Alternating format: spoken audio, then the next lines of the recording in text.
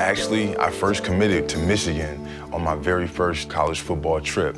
Bo Schembechler put his arm around me and said, "Son, you're gonna be the next great Michigan running back."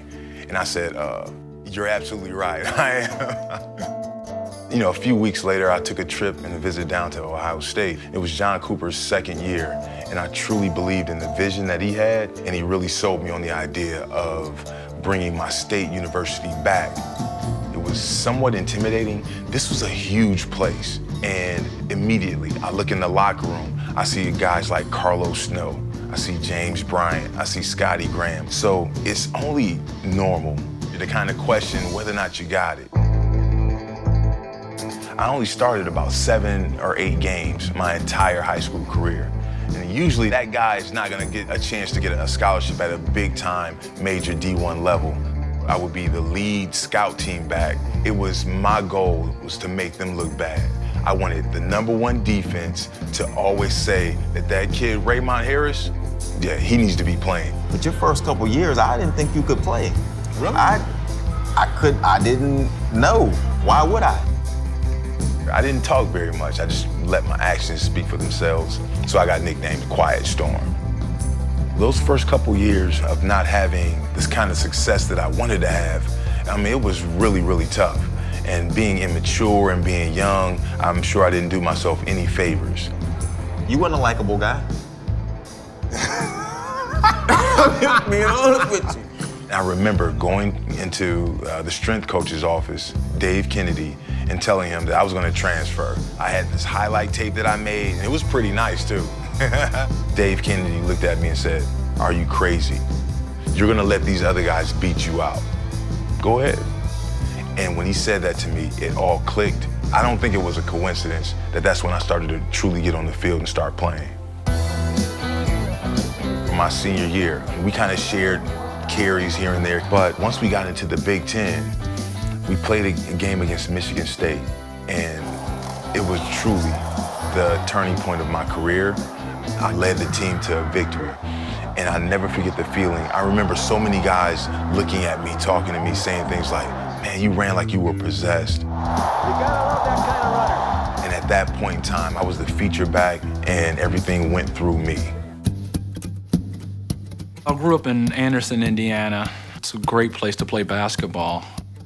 And then end up being Mr. Basketball. Nowadays, you see kids go everywhere, but back then in the 80s, it was like Purdue or Indiana. And every now and then you got a Notre Dame in there. But that's why the rivalry was so great. I had no pressure on me, no expectation, because I believe that I can play in the Big Ten.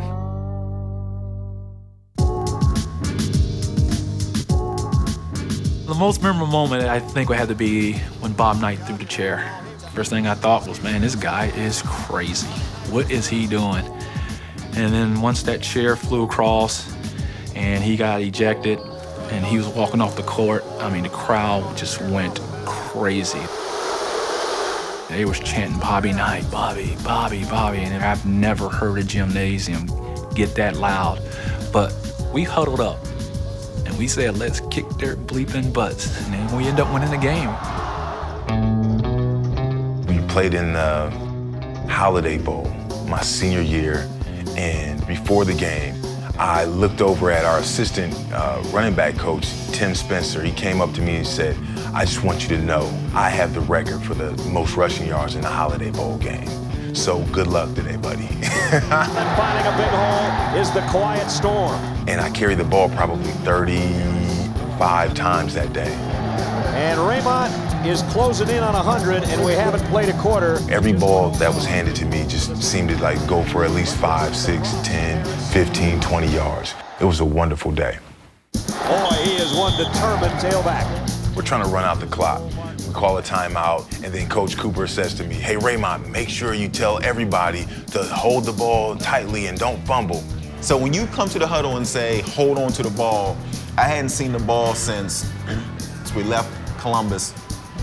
And you say that to me, being the guy that had the ball all day long, I remember my head was about to explode. The look that you gave me, like.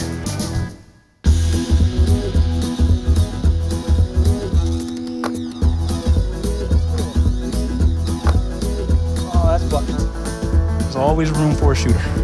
They score a basket here, it's going to explode. Three-pointer. Coach Katie gave me the ultra green light to shoot the ball whenever I wanted. I just felt like I was part of a great team with my other amigos, Todd Mitchell and Edward Stevens. I just felt I was a benefactor of those guys' abilities and Coach Katie's and the coaching staff getting us ready to play. Everett was the guy that took a little longer to get in the starting lineup, where Todd and myself started as freshmen. Mitchell fouling away and made it anyhow. And then we developed that chemistry on the court for playing together so much as freshmen, getting our brains beat in by the juniors and seniors. And we won back-to-back Big Ten championships. Look at them all slapping skin, jubilation. Look at Katie. It was just a sense of, camaraderie. We had it. We had that connection.